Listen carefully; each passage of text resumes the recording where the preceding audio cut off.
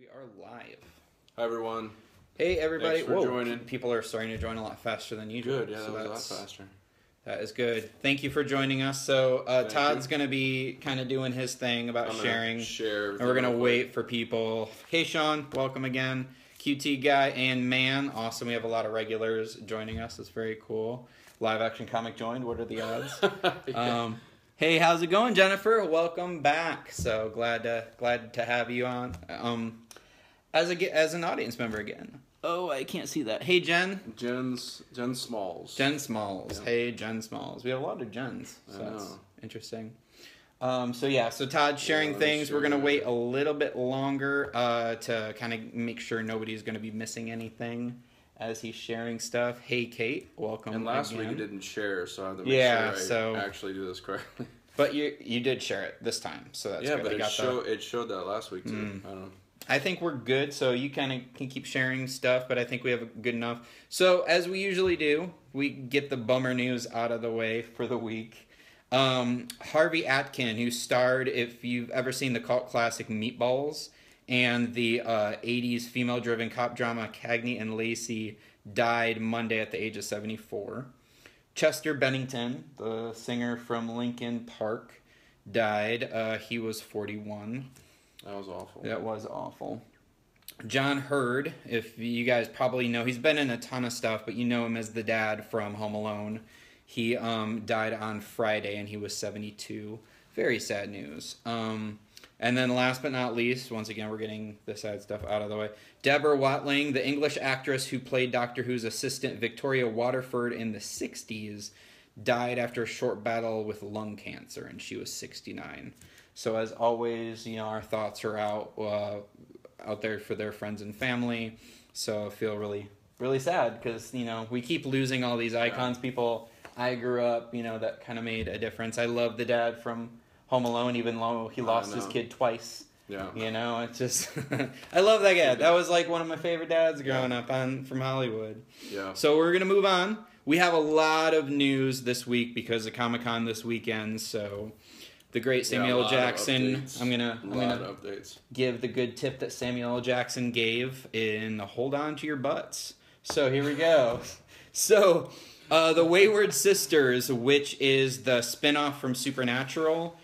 If you're a fan of Supernatural, this should be good news to you. We have Brianna Buckmaster, Catherine Newton, and Catherine Remdeen from the original series. They have signed on to be a part of this. Also cast in the project is a young actress named Clark Bacco from Designated Survivor, who she'll be playing a newly created character.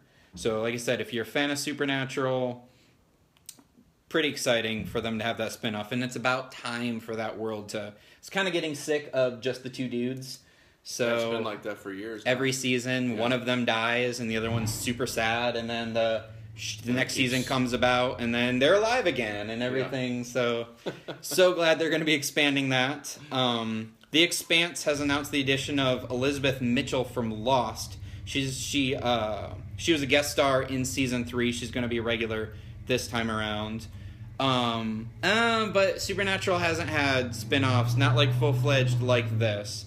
So it should be very interesting. In the next season of Arrow coming up, the Lost and Person of Interest alum Michael Emerson is going to be recurring. So remember that dude, kind of the eerie dude from... Actually, the eerie dude from both of them. He's just kind of like that odd-looking dude. So he's going to be part of Arrow. So we got some interesting news about Captain Marvel from Comic-Con. So it actually takes place in the 90s before Iron Man.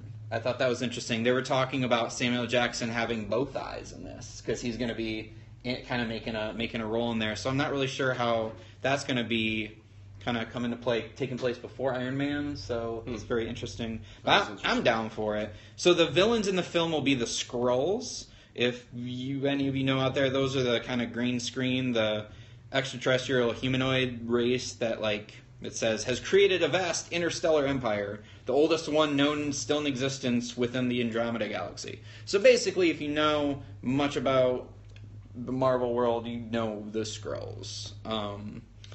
So we have a couple casting news for Ant-Man and the Wasp. Really cool. Michelle Pfeiffer is going to be in it as Janet Van Dyne, the first Wasp. So that's cool. And Walton Goggins from The Shield and Justified has also been cast in this. So that's pretty cool. The Flash has a bunch of people being announced for season 4. We have Neil Sandilands from The Hundred and the Americans. Danny Trejo is going to be in the next season, which is interesting. Kim Engelbrock from Dominion and Eye in the Sky have all signed up for key roles in the next season. I'm most interested about Danny Trejo. Yeah, that's gonna be interesting. I wanna see what that's about. Is he gonna cater the event? I was just gonna say. Yeah, he has so many restaurants now. It's gonna be very interesting. Coffee shop and a. Hey, Barry Allen, you think you can stop me? Have one of my tacos. Come to my cantina. There you go. That was a horrible impression. I apologize. So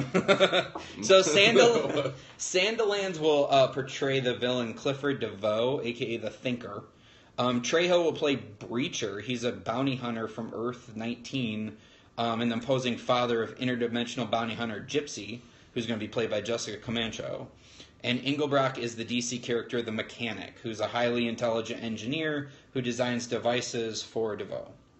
So it kind of seems like they're all going to maybe be like working together and things. And it seems like they're all going to be recurring instead of being like one-off characters. Former Dexter star James Remar, who I know from The Warriors. I love that movie. And Criminal Minds alum Damon Gupton have signed on as series regulars opposite Cress Williams in that CW's Black Lightning, the next superhero drama from Greg Berlanti. So that's kind of... Yeah, I did see the Black Lightning. I didn't know really much about that. Yeah, I don't know much either. Yeah. I don't know... I've never even heard of that character. Yeah, sounds but interesting. You saw the pilot? Or the trailer, I mean? No, I didn't see that. I just saw should see the trailer. A news article. It looks pretty cool. Yeah. He's kind of like a... I was going to look into it. Like I think, if I remember correctly, in the trailer, he was kind of like a...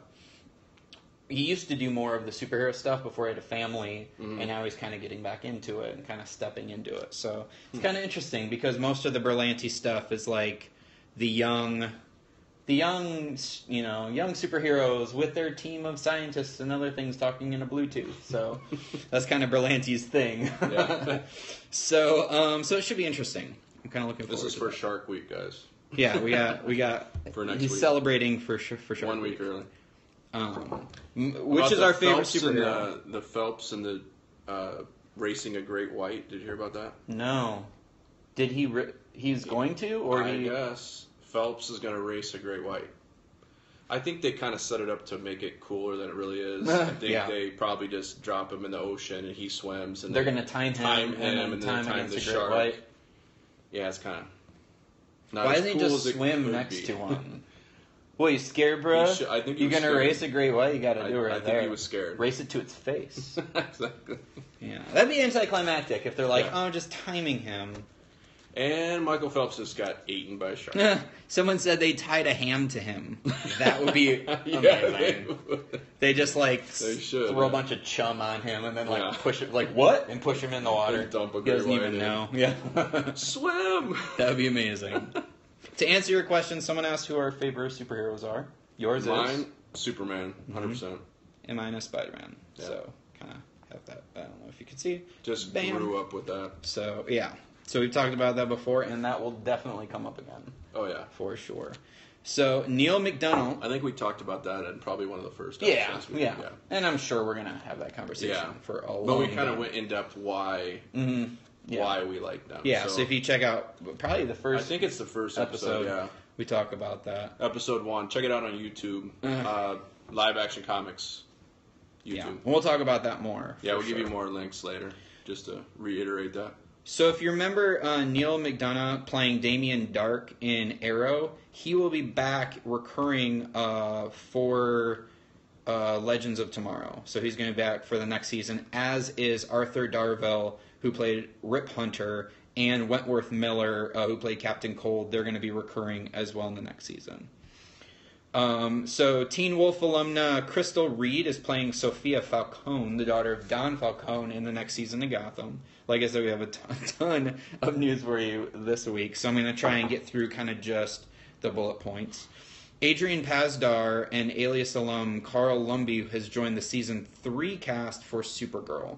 I don't have any details on... He's got a marriage proposal. Oh, that's nice. That's very nice. So, where's the ring? Yeah. Gotta show us the ring first. I'm not cheap, okay?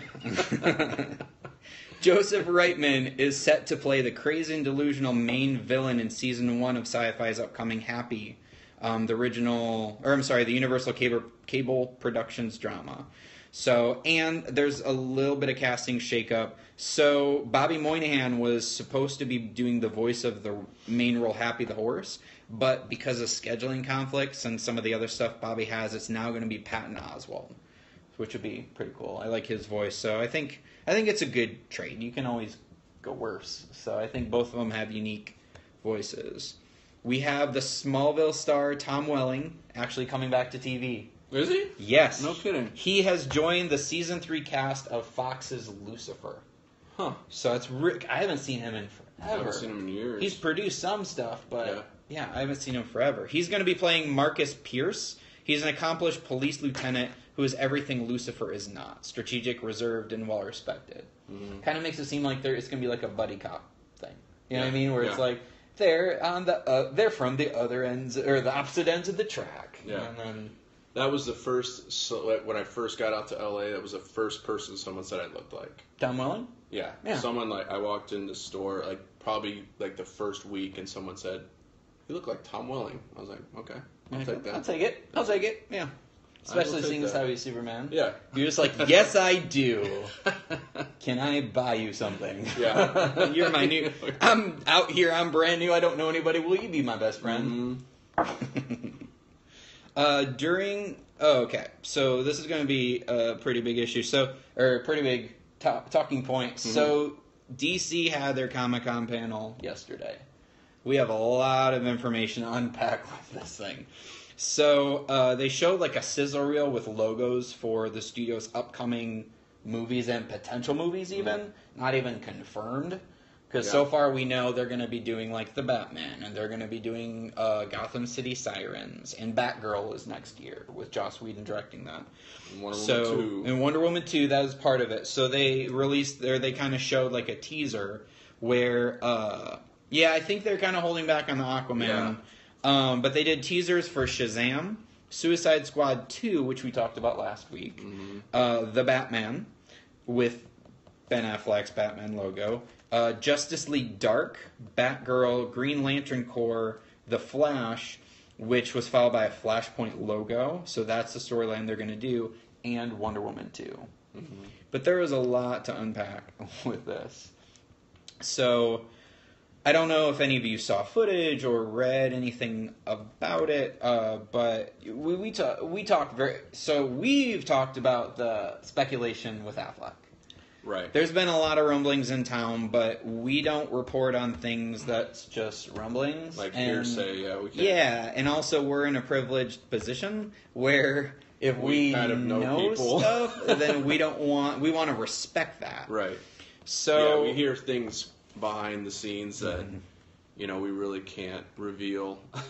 So we have to be careful on what we say a lot of times. And yes, Wonder Woman 2 has been for sure confirmed. So. Yeah, that has been confirmed. So the speculation with Affleck was after his current commitments. Want us to spill it? Unfortunately, well, okay, so we're going to say a little bit about what's public and what has been said, but obviously we're not going to be saying everything. So they're doing a Titans cartoon show for Teen Titans, but not a movie necessarily yet. So we don't mean to play with your emotions. Yeah, I apologize about that. So the speculation with Ben Affleck that's been made public is that Warner Brothers is considering a DC universe without him, because after his current contractual commitments, the rumblings are that's out there now, he doesn't want to do it anymore. That he was just done. That he was done. Because they control a lot about what you do, what the other types of roles. In fact, Ben Affleck had to pull out of an Amazon movie or series just this week as well. They dictate, like, what you can do with your hair, basically the food that you eat, things like that. I mean, it's so, and that's how Marvel is too. We're not making DC or Warner Brothers seem like controlling whatever. Marvel, if you're signed up, you have to, like, be a part of that, and that's kind of the perks of getting back in participation and really good payday. But when you have someone like Ben Affleck who has a major art project career that's thriving outside of the studio system, or at least, like, you know, the big blockbuster, in which he does, it kind of might feel like you're handcuffing them, you know, and that's kind of been the speculation. So, but at the Comic-Con panel, Ben Affleck said, the rumors are just the rumors. I'm here. It's great. I love Matt Reeves, because that was a speculation. They didn't really like the direction of the Batman. But he's like, I love Matt Reeves. I would dress up like an ape if he made me. So now this could be one of two things. And this is, we're just going to kind of keep it on the what's out there in the public. So either they have come up with a deal to keep him on, because after all of the stuff, including Justice League and the Batman, he's done. Like, that was what the contract was for. Like, he even, I think it includes Justice League too, but he's done. So either they've come up with an agreement for him that was favorable, or because it was really crappy timing for that to come out the week before Comic-Con, Warner Brothers asked him to, like, just don't rock the boat. Like, just instill confidence, because they put so much money in this. Of course. So that's kind of where we're at. So kind of, I guess what I would say is just take it with a grain of salt that why wouldn't he put on a brave face for Comic-Con? Because this could not be the worst timing, especially with all that stuff on the line. Yeah, or they came up with a deal. So absolutely the worst time. It really is. Could have been worse. It really is. And they were really tight-lipped in the panel about that. Well, you knew something was going on because he was projected to direct. Yeah, and he dropped out. He tapped out of that, and then now Reeves ditched the script that he wrote with DC's Jeff Johns. Right, so that's something internally, you know, was going on. So that's really all that we can say right now, but that's kind of where things are at. Yeah. The other thing to kind of unpack from this panel is the way Jason Momoa described Aquaman. Yeah. Did you read this part? I didn't read that part, but I saw, you know, him dancing around with his whatever the heck that they He's trying to be the Robert Downey Jr. of the DC panel, basically. Yeah. He said in the panel that his character Aquaman, he's not really accepted on land, but also there's some issues with the stuff in the water, and he described himself as a big, giant teddy bear, which is not at all any incarnation of Aquaman. He is the friggin' regal king of the sea. Yeah. He's basically Namor for DC, except less of a dick, if I'm being honest. Like, he's... Well, I mean, you know what? We'll see what he does with it. It just concerns me when that's nothing like the character. Yeah, that doesn't sound nice. So, we'll see. He kind of is doing, like, the surfer bro thing. Right. And he looks like he's having fun, so I'm not really hating on it. But it's interesting. And I'll say it after this next one. Do you have any thoughts on that? I mean, how are you feeling? On the Aquaman? Kind of feel the same? Yeah, I don't like the teddy bear comment. That's kind of strange. No. And that was from him, It does not too. even, like, correspond with the character whatsoever. No, I'm sure they didn't tell him to say that. Yeah, they're just like... I'm sure. Yeah, he's like, oh, don't say that. Yeah, no. You know. So the other thing to unpack about that is the Flash movie is going to be Flashpoint. Right. So do you know much about Flashpoint at all? I don't. So Flashpoint is where Barry Allen goes back to try and save his mom from being killed. And when he comes back to present day, everything has changed. Like, everything has changed. So that's kind of what they're doing. But I feel like... So, full disclaimer, I want DC to succeed. Of course. We're both comic fans. His favorite superhero is Superman. I grew up reading and watching Batman. Yeah. Love DC. I want them to succeed. I want them to be doing as well as Marvel. But I feel like this Flashpoint shows systematic problems with DC. Where, like, we had Batman vs. Superman first. Mm-hmm. How long did it take to get to the point where Captain America and Iron Man fought each other? Like, how many movies to build to that to earn it? Yeah. And in Batman vs. Superman, they just plunk you in it. And then they have Wonder Woman. There was no reason for them to fight either. No, it felt forced. It was absolutely forced. Because there was no stakes. Yeah. And then you had Wonder Woman, which was refreshing and which was different. But then you have Justice League again, fighting a big thing. Right. And now we have Flashpoint, which... So this isn't like Freaky Friday, where like you have the first act and you just have a mom and a daughter like switch places. Like, everything's different. But it's just a two. Flashpoint is like everything has changed. But my issue with that is if you haven't had a first Flash where like you understand what the world is, how can you articulate how the stakes are different if the different world you see is what, because you have nothing to compare it to. You know what I mean? So it's like, how are you going to get the stakes across when Flashpoint is the first thing you see? Does that make sense? Yeah, there's no stakes. So I feel like that's a problem. They're front loading everything in these DC movies that you should be building to this stuff. Right. You know, like Marvel didn't start with Thanos in the first movie. Right. It took, 4 phases to get to that. Yeah. We're on the third phase, I think, right? Yeah, third. Mm-hmm. So it took 3 phases to get to that. So, yeah. Oh, yeah, man. And that's another issue. That's a great point here. That is a good point. So the other thing with the panel that I heard from actually a couple people is they're really tight-lipped about a lot of stuff for DC. Because they're kind of nervous about it, but also I think they're trying to build anticipation. But the problem is, if you're going to keep everything close to the chest, you really got to hope that the fanboys are going to be bringing all their buddies. Or you give out a little bit and hope for that wider audience. You know? So it's like, what are you trying to do? And if you are going for the fanboys, you have to keep it super loyal to the comic books, or else you're going to piss off those fanboys. Yeah. So I just find that the systematic issue with DC. And I feel like they're still really trying to play catch-up to Marvel and get to where Marvel is now. But it's like, you really should just let it breathe. I mean, Wonder Woman was a great example of taking your time, of doing a somewhat respectable budget for a big blockbuster. And we got lots of trolls today. Oh, that's fine. Okay. Yeah. So anyway, that I feel like that's my concern when I heard the Flashpoint. Yeah, I agree. That was a concern that I had. Yeah, it's definitely a concern. Moving on. Okay. I just think they're like you said, they're really concerned with trying to compete with Marvel, and they're just let's throw everything forward and try to create something that's great, but I think they're rushing it. Yeah, with all of this stuff. Just build it. Just keep building it. With Batman like what we do, with the live-action comic stuff, it's all about a building process. And just building up to that. That's what makes it great. Earning those stakes. Explaining the significance of what's going to happen, and then you deliver. But you have to have that baseline. Yeah, Black Panther does look good. Yeah, Black Panther looks awesome. And that, we got news from Comic-Con, that takes place right after Civil War, so it's not something that goes back in time. Where he's still dealing with now being a new king, his father's death, kind of mourning his father's death, and really just adjusting to his role as, like, the new king.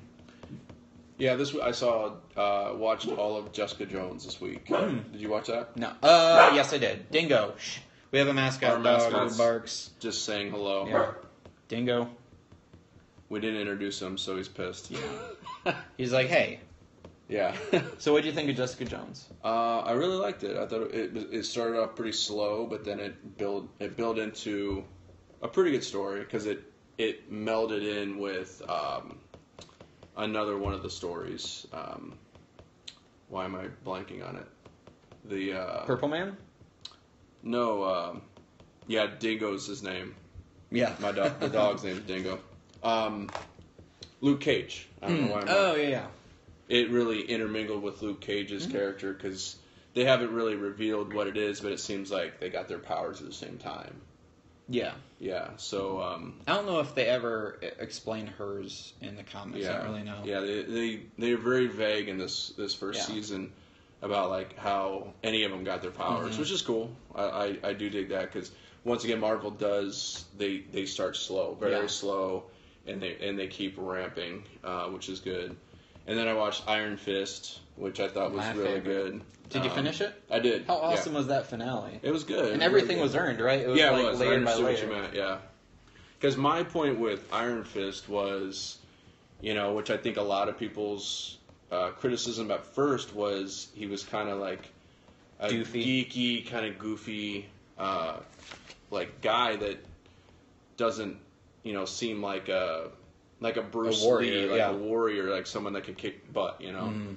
So, but if you continue to watch, you kind of understand, he's like a kid that he was forced into it. So He wasn't like, and his plane crashed in the mountains and monks like gathered him and taught him for 15 years. Mm-hmm. In a different dimension. In a different dimension, yeah. So he's not quite used to all that stuff over here. So it wasn't anything that he wanted to do. It was kind of just forced upon him. And I don't remember, but he pretty much once he got his powers, he left, right? Like, they were new to him. I don't remember how long he had he gained the Iron Fist.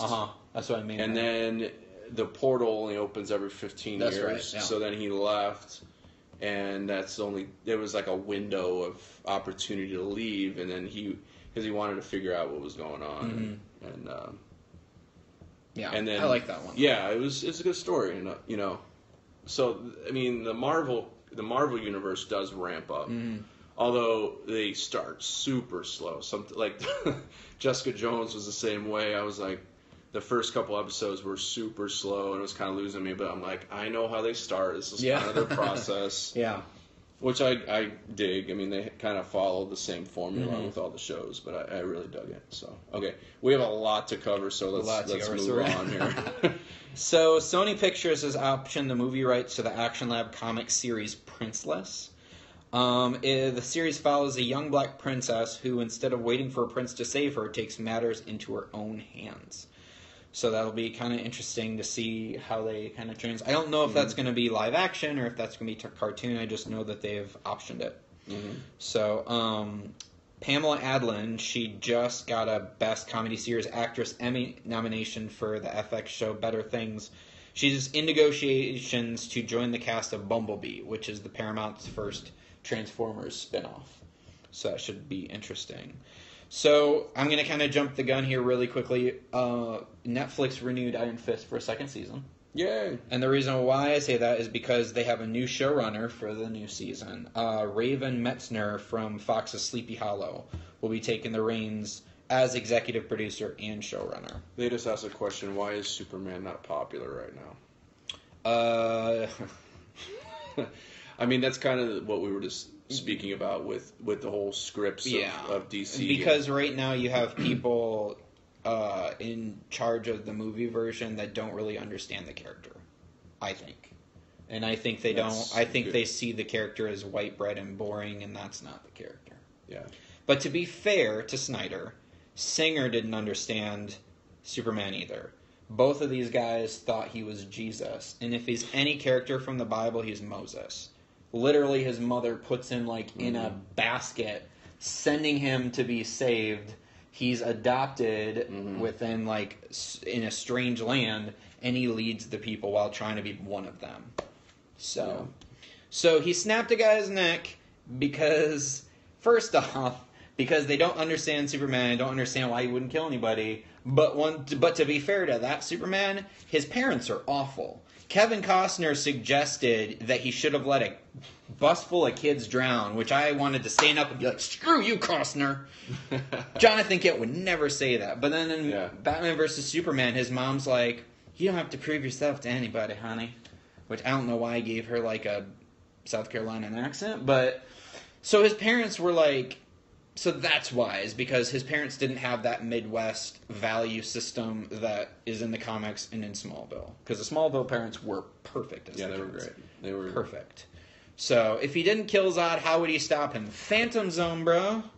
Phantom Zone. Just send him into the Phantom Zone. That's what he does. So anyway, he doesn't kill people. Superman, he doesn't. He's not a god. Zod wants to be like a god among men. Superman wants to be part of the men. He wants to be a part of that. Right. Yeah. So that's what his parents sent him to Earth to be. Right. Well, yeah. So you gotta. Exactly. You have to know the character, you know. That's the main thing. Yes. And you have to have a solid script. You know, you can't force it and try to, you know, go to a point that's supposed to be here when you're here. Yeah. So you just have to ramp it up, like we were saying earlier. Like Marvel does. Marvel ramps really well. They go slow and they kind of tell a story, and, you know, DC's forcing it, you know. Yeah, a little bit. Like what Noah said earlier about the Superman question.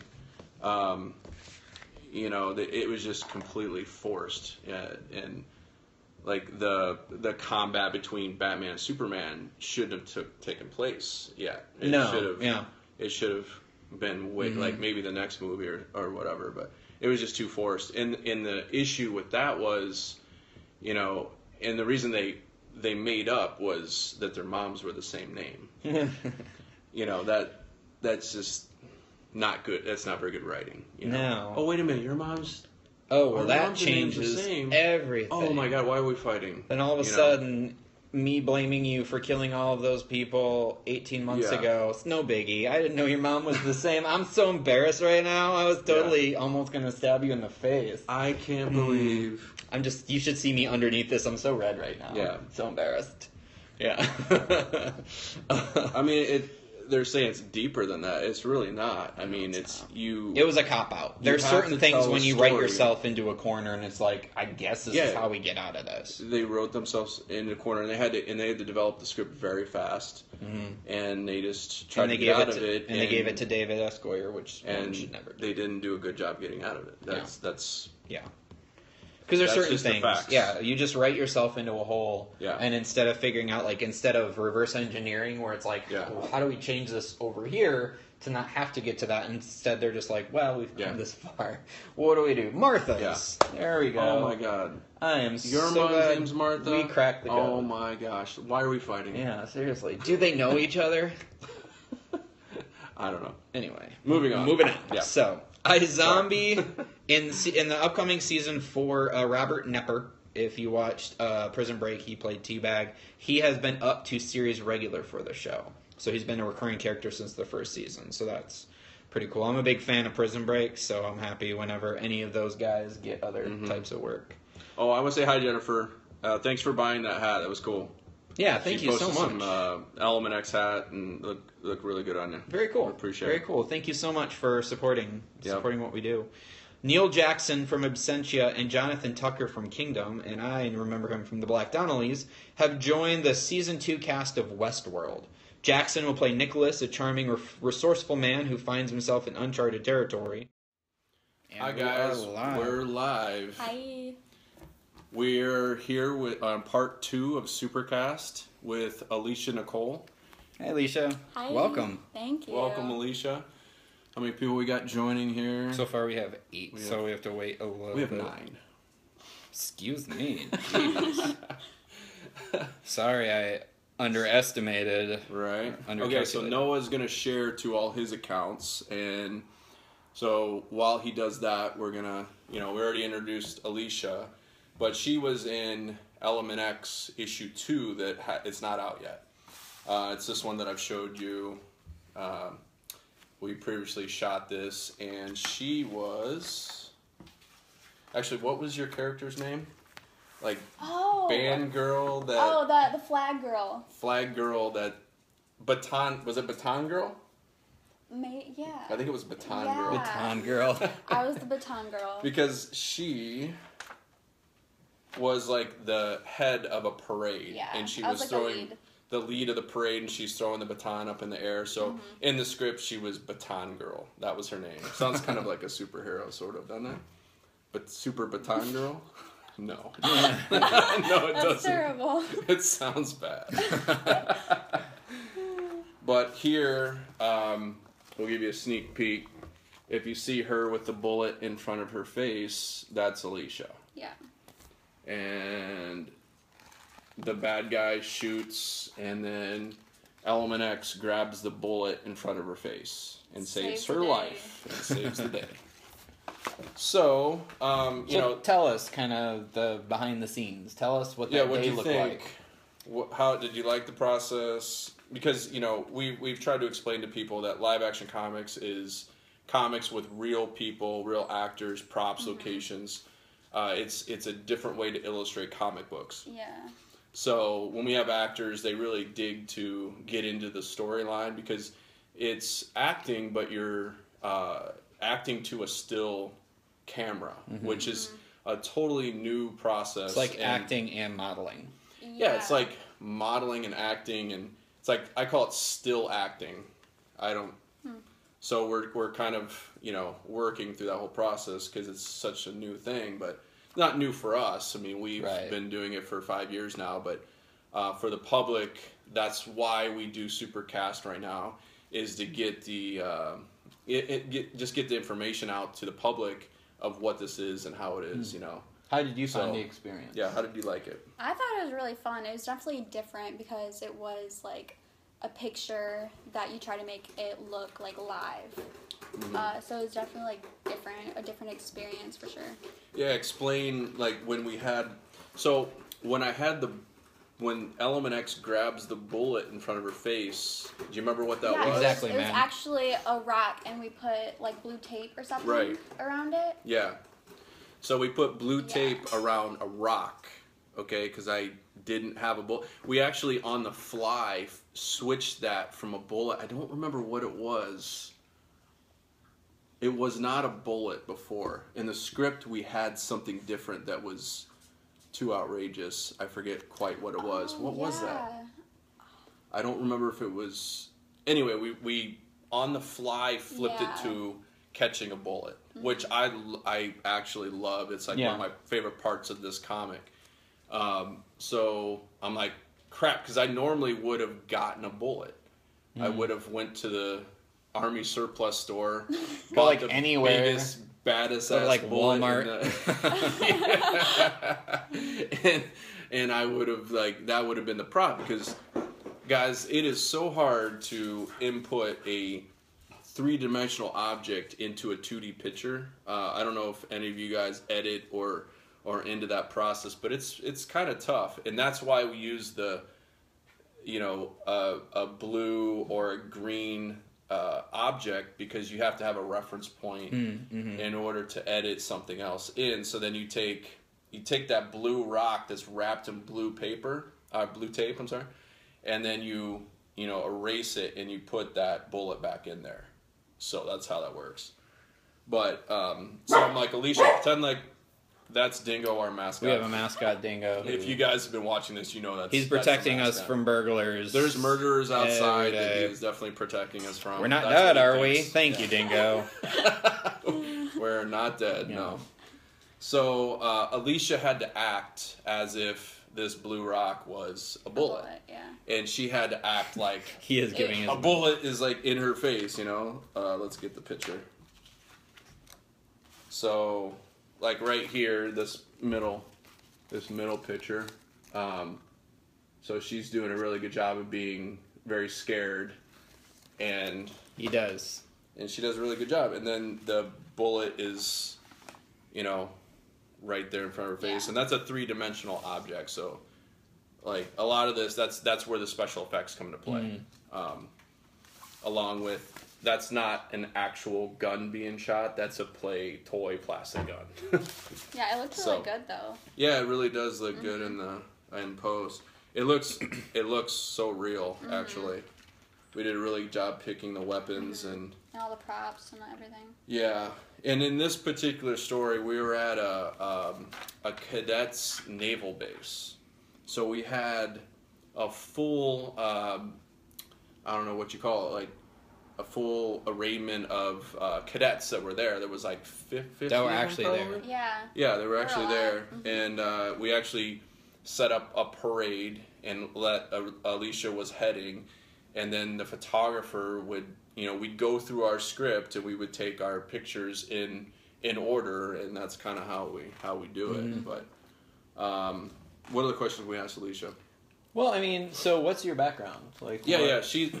Let her explain. Well, my background, this was like I've always been interested in acting like my whole life, and this was like pretty much the first thing with acting like at all. Oh, nice. Yeah, so it was like very new to me. But Yeah, where are you This from is originally? super new. I'm from Ohio originally. She's from Ohio. Yeah.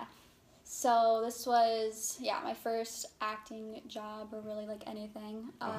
So, yeah, it was a cool experience. Yeah, it's definitely different probably than what you were even expecting. Yeah, for sure. And then for the viewers, we will be making this into TV and movie down the line. Mm-hmm. This is just the beginning steps of, illustrating the comic books and then taking it step by step into the TV and movies down the line. So you said that you had a full, like, there are cadets there but they're in the book? Yeah, Yeah. they're in the book. The cadets are all there. So how'd you get them to be a part of it? Because you're kind of skipping past that. Like, Yeah, the cadets right there. Well, we had a producer that was in charge of locations. She approached them and asked permission. They gave us permission to shoot there. And she was actually part of the Naval Academy. oh, wow, okay. So That helps. she went in there and asked permission, and then we came in as the cast, and we kind of like asked around like who would be willing to be in it, and pretty much every one of them were everyone like, was like really heck excited yeah, about let's it. do it. Yeah. Because we had like toy guns and cool props, Yeah, and it was fun. they're all younger kids. They were all, how old do you think they were? It is who you know, Ranged for from sure. like at least 7, maybe probably It really 10 is. to 17. I would Yeah, say. about 10 to 17. That's Yeah. probably a good range. Yeah. Of cadets? Yeah. Wow, So okay. they were learning to get into the Navy. So that's Oh, like wait, the they're- first. They were going through like training. It's like training, yeah. That was, you said 10 to 17 cadets, or they were that age? That was the The age. age. 10, Oh, 10 to okay. 17 years Yeah. old, yeah. Wow, So okay. it's like a training process before they get to the Navy. Gotcha. So I didn't know that even was a process, which was really interesting. And the people there were unbelievably amazing. They were so respectful. Yeah, they were. They just were, yes, sir, no, yeah, no, sir, yes, sir. I mean, it was... You're like, from now on, I will be treated only like this from Yes. everybody. So when you From go to now the grocery on- store and they're like, hello, you're like, do you know who I am? Everybody I'm not here called as sir. me How dare you?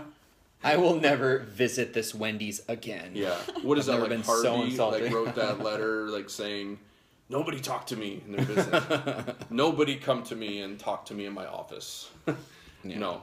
But, yeah, it was a lot of fun. We really enjoyed it. Actually, one of my favorite days of shooting of all time. It's awesome. It was just- so it just it was a went- one day shoot? It was a one-day thing, yeah. It was like all day. It was all freaking I day. was gonna say, yeah. you It got was a lot hot. of... Do you remember how hot It was really hot. And Element X wears some yeah. really hot... that really... big leather jacket. I had this big leather black motorcycle jacket that's just so freaking Hi, guys. hot. Thanks for joining. It's got like metal plating in it, and it's thick. I mean, it's meant for cold nights of riding the bike, keeping you freaking warm when it's cold. And I am just sweating buckets, man. Do you remember how much I was sweating? Yeah, I was it like, was bad. I was sweating. Well, I'm running around. I'm like directing this as well. I'm Yeah, like, you're doing like everything. I'm doing everything. I'm talking to the cadets. I'm walking, running around, like trying to explain things to people. Because at that time, live action comics wasn't really known that much, and I had to explain things like pretty vividly. Oh, sure. Like this was. Well, you had no proof of concept at that. no proof of concept. So no it's one comics. thing you can... Yeah, that's the thing. Like, you Well, can we show did have people... we did have the first comic. Oh, did you? And we do have a lot of pictures of like the cadets. Hello. With the comics, and at the end we gave the props to all the cadets, and we took pictures, and it was Awesome. pretty cool. Like the kids had the Element X jacket on with the guns and with the comics and everything. It was pretty fun. It was pretty neat. It was a really good experience actually. Very cool. What else can we talk about with Alicia? Yeah, but I was talking to Alicia about making her another character in something, making it more of a recurring role of some kind. Yeah. Because So is she... Now, remind me, and what is her character in that? I know you have, like, She's the Baton Girl. I'm Baton Girl. I'm the lead of the parade. That's right. So... Gosh, But can't figure it Baton out. Girl, Baton Girl can turn into something else. She's saved. Sure. Like, we could write a storyline really easy for her, that she comes back and, is a part of Element X's life. Well, I'm sure there's somehow. more to her than batons. Baton. So it's realistic that you would have other aspects of your life. You're like, when I'm not doing a baton, I'm not existing. What does Baton Girl do? Hey, Alicia, thank you for joining batons. us. No, beside that, I don't know. We haven't talked about She's that. practicing batons, okay? You don't get that good overnight. Question. How long does it take to script each story for the comics? So the comics originally started from a movie script. We had Element X written as a movie, and what I did is I reconstructed it into a comic book format, basically. So what I did was, for each, I don't know if any of you guys have read a movie script, but there's actions. So at the top it will read an action, like where they are, what's going on. Like here, we're sitting at a table with the characters, and then it gives dialogue at the end. So what I did was, for every action, I turned into a photograph. So in my mind, I would write down like what that photograph would look like. Yeah, and how the actors would be. And then from there, it's kind of like a deconstruction of a script into a script for the comic books, So, but how long would you say that each script took? I mean, I'm assuming the second one probably is faster because you got the writing of it. down. I mean, the story's all written. The story's in my mind. I have it down pretty much to a T, so I can write. That are they asking about the actual just the script? Specific just comic, the from start to finish for the script. Start for the to comic finish of the script with editing, with everything. Just the editing process draft. Without shooting. Without shooting, like literally, just how long does it take to write? Like a few weeks. Okay. Few weeks. Yeah, that's what they're asking. So. Yeah, a few weeks, and then shooting. I have it pretty much down to one full long crazy day. Whoa, one day for a whole comic? Mm-hmm. Yikes. So see, he asked if you rehearse shots or if you just go into it. Of course, yeah. Well, we kind of feels like because you kind of storyboard it already. Yeah, it's like it's a storyboarding process. So I try to shoot a lot of pictures, a lot of different angles, and a lot of different expression shots from the actors, and we try to we overshoot it. We overshoot the angles and in the scenes and expressions from people. So nice. Yeah. But what else would you like to talk about? I feel like we've talked about a lot here, but is there anything from your experience that you specifically remember? Or, I mean, anything? What was your favorite part you remember? My favorite part. I remember when you had the the GoPro and yeah. Well, that's what I was gonna say. Go ahead. We made fake blood. That was really fun. What did you make it out of? What did we use? We read something online, like how baking to do it soda. Yeah. Red food coloring. Water, of course, but there wasn't that many ingredients. No, and it was really easy. It was really easy. And I remember I was testing it out, and I had stains all over my hand. I'll find but that part. it washed out good. Oh, I think we used soap or something in it. Oh yeah, right? soap was in it. Yeah, I never knew soap was in it too, but it was. And Todd, do you use casting services, or how did you cast? How did you cast your people? Casting originally, I have so many people watching this. I have a network of people. I can put once we cast for a comic, I can put a post and I'll get bombarded with people. So that's kind of what I did at first, which is great. So you use more of just your network. Yeah, because we've through the years we've tried to create a big network of this, and that's what I kind of want to do, is kind of keep it close knit with the people that follow us and people that because that's. So you guys knew each other before this? Yeah, we know each other from Ohio. Oh, nice. Yeah. I've known her we're all Midwest people. I'm from Michigan. I've known her since she's been a little girl. I still think she's 13 years old. So, yeah, I know. I can't help it. So, our friends are a very close family. Nice. So, we're pretty much very family. Cool. Yeah. Yeah, Kevin Smith, he had also had that network and just kind of filming with his friends and just kind of cultivating that environment. Yeah. You know, and actually he had, I can't think of the guy's name, but he had one dude that was like his producer. Right. His guy, like his guy, and he was going to direct, I want to say, the Green Hornet or something, and that's when his producer said, like, this isn't what I want to do, and moved in his own way. Yeah, he wanted to still do kind of the smaller stuff, and just but he had been like his go-to guy that whole time from the beginning. That's kind of sad. It is, but then I think I think Kevin Smith thought he wanted to go the studio route and go like the hired one, and that's why he tried to do the cop out, and that showed he wasn't happy doing that, and kind of went, and now he does the movies he wants to do, and if people like it, great. If not, he's about having the fun. Right. That's why he did what is it called? What was it called? The Walrus movie? Tusk. Tusk, and then he did the Yoga Hosers, and then he has something else coming out. But yeah, he's just doing the stuff he wants to do. Yeah. But he started with, that same group of people. Right. Which is a good way to be, because then you see that these people are about the project and about the creative side, and it's about community versus the people where it's like, when do I get paid? Right. Exactly. Or trying to get as much out of it as possible. What we got then? What are they saying? Good night, Italy. Good night, Italy. Have we? I don't know if that's have you got socks yet? We have socks in the store, if that's what you're asking. Yeah, LiveActionComics.com, you can buy socks for sure. Yeah, there's socks with the Live Action Comics logo on it. So. Hats, you name it. There's all t-shirts, phone cases, everything. We got a decent amount of product on there. Free comics, like we've talked about in all the other editions of SuperCast. Go to LiveActionComics.com. Also the other website. Right. Nerdicans. But you go to get the free comics, go to LiveActionComics.com, go to store, and then you can either go to comics or free items. Free items you can download. There's 2 free comics on there. Element X 1, and there's a promotional fan art that comic. Has Wonder Woman and Deadpool. That has Wonder Woman, Deadpool, and Element X. And it's kind of just a fan art piece. It's really cool. We had a body paint artist come in and paint Wonder Woman and paint Deadpool. Pretty well-known one, too. Yeah, right? Very well-known one.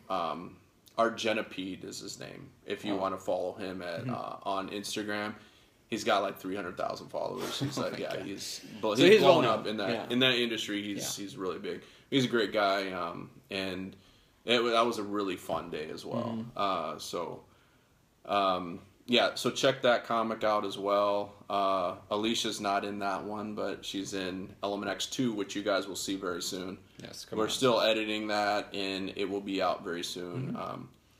I'm hoping to get that done within the next week or so. Awesome. So we'll have updates in following weeks. Our other website, Nerdicans, that has updates of SuperCast. So everything we talk about on SuperCast, there'll be a relevant article posted on Nerdicans. You can get a lot more. We kind of do the bullet points on it. We only deep dive in a couple topics per week. So definitely go check out nerdicans.com, because then you can get the full story. Yeah. And you can learn a lot more than what we talked about. Right. Yeah, we'll have news about live action comics on there. Maybe bios about actors, bios about Noah, relevant news about everybody. So it's a good source to kind of just keep up to date with any kind of current news and live action comics news. So follow Alicia. What's your handle on Twitter? Alicia_8250. Nice. Okay, got that. And what's your Instagram? Instagram is Alicia_Nicole 0. The number 0 or the word 0? Just 0. Okay. Yeah. Yeah. Okay. And this is the Noah Kinsey. Yeah, you can check mine out at the Noah Kinsey. Mine is I'm Todd Christian on Twitter, and you guys obviously know Live Action Comic on this, because that's where we're at right now. Yes. And obviously check out Live Action Comics. And thank you guys so much for joining us. So we're here every single week on Sundays. We have a part 1 that talks about like the weekly nerd news. So definitely check us out on Twitter because we have the part 1 up already. Where we'll have every episode has both of those parts combined for the YouTube. So I mean you can check it on there or check on Twitter now, basically. And you can get all the updates. We talked a lot about Comic-Con just because there was a lot of news. We talked for, that episode was an hour and 15 minutes long. long. Like an hour and 15 minutes long, where normally they're, 30? My voice hurts, yeah. Yeah, so, but there's a lot of really great stuff of all your favorite TV and movie information. So definitely check that out. Thank you guys so much for joining us. So we look forward to, feel free to comment, ask us questions on Twitter, on Instagram. Yeah, we're loving we'll the interaction. answer any question you guys ask. Within reason. No trolling questions. No trolling. There are certain questions we will not answer. Let's not throw that out there, Todd. Right. But you know what I mean. Any kind of like rational, any related to what we're talking question. about. And Definitely. feel free to please follow Alicia because she's right, man. What is he He's like stipulations. Yeah, right. Yeah, there's a disclaimer at the bottom. We will answer questions, but we need the disclaimer. But yeah, there's the small print on there. Yeah. So what I was saying is follow Alicia. She'll be coming along with this whole live action comics process as well. And we want to say thank you for following us because, like what we were saying earlier. With original content, we need people to understand what it is and follow us. And because when we do get to the TV, which we've been negotiating some deals with some TV companies, which we can't really reveal yet. But once we get to that point, original content needs fans to follow. Right, yeah. And that's what you guys are we doing really for. appreciate the interaction that we've had so far. Yeah. And we're just, so definitely let us know anything. Exactly, Jen. What did that? She's like, oh, nice. Oh, yeah. We really appreciate you guys. But that's how we're going to succeed is because... and we want to make stuff that you guys like. So any comments, anything, we definitely take it on and we listen to what you guys have to say. Absolutely. And we want to put the best product forward for you guys. So also we have the contest. We almost forgot. Oh, yeah. So when we hit 250 followers... 500. Oh, 500. That's right. 500 because we're growing super fast. We grew really fast. We went from 100 to 250 within that. Yeah, so when we get to 500...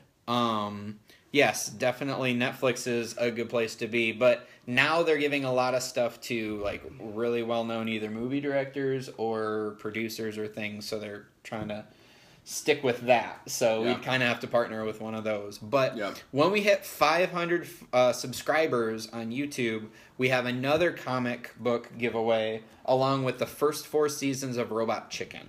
Right. So definitely subscribe on YouTube. Like I said, comment on any Twitter.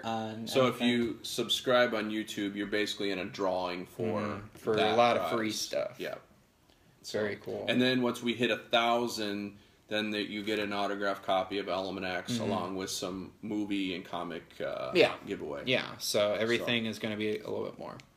So watched a Canadian horror movie on Netflix. Yeah, they do, but that was already made, wasn't it? I'm pretty sure that was made and Netflix just gave it distribution. Yeah. So that's a little bit different. Yeah, it is. But yeah, we have stuff in the pipeline. A lot of stuff coming up. A lot of good things happening, guys. We're just in the meantime, we're trying to educate people on this whole process because we're negotiating at this point. So So thank you guys so much. We will see you guys next week. So bye everybody. We'll see you next Sunday. Bye. Say bye to Alicia. Yeah, bye. Thank you so much for being on here, Alicia. Thank you, really Alicia. appreciate it. And follow Alicia. Very cool. Follow Alicia. Really appreciate it. All right, guys. Bye, I'll guys. see you next Sunday. Bye. Bye, Jen.